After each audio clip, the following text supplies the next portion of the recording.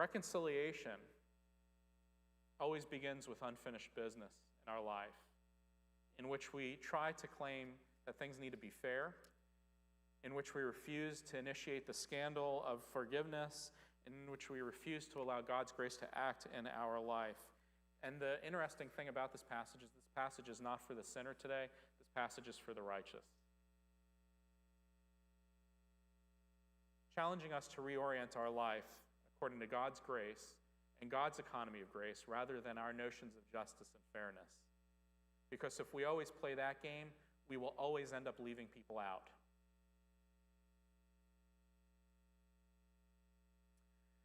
Have you been holding on to that anger? Are you still with me? Are you stewarding that anger? All right, take it out now. I've asked you to hold on to it, to steward it, to care for it like a minister cares for that unfinished business. And I want you to think about the unfinished business in your life. Where might there be hints of resentment or hurt, violations or betrayals in your life? Let's talk politics for a minute, shall we?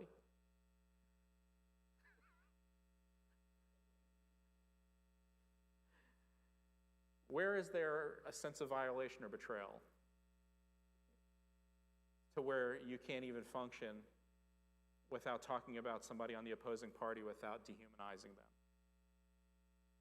Things aren't fair, yes. Things are out of whack, yes. We can get into policy debates. But remember, this story isn't about necessarily policy and legislation or theology even.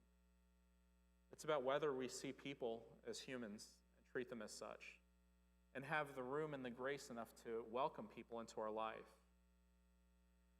In talking about reconciliation, Jesus said on the Sermon on the Mount, "You have heard it said, 'Do not murder,' but I say to you, do not even be angry with another.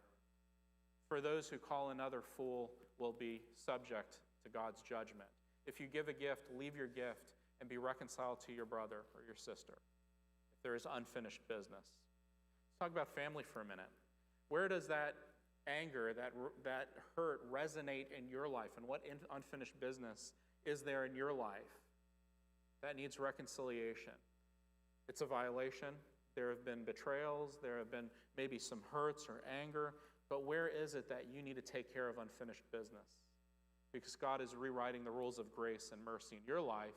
And now the challenge is for you to reorient your life according to that grace. Where in your relationships or your marriages there have been violations or betrayals? You have unfinished business. Where in the life of the church or in the community have there been betrayals or violations? And there's unfinished business. You know, there is, just as Jesus failed to end the parable, there really is no end to the sermon, because as you hold that anger of the eldest brother, it's up to you to find out where that resonates with you. And it's up to you to figure out where the Holy Spirit might work in your life today and bring you to a place in which God confronts you with the scandal of forgiveness and with the fact that, yes, life isn't fair, but if life was fair, many of us would not have received the salvation of God through Jesus Christ. Because if God met out justice and to what was fair, all of us deserve that eternal damnation to those who don't believe. But through God's grace, all of us have a place.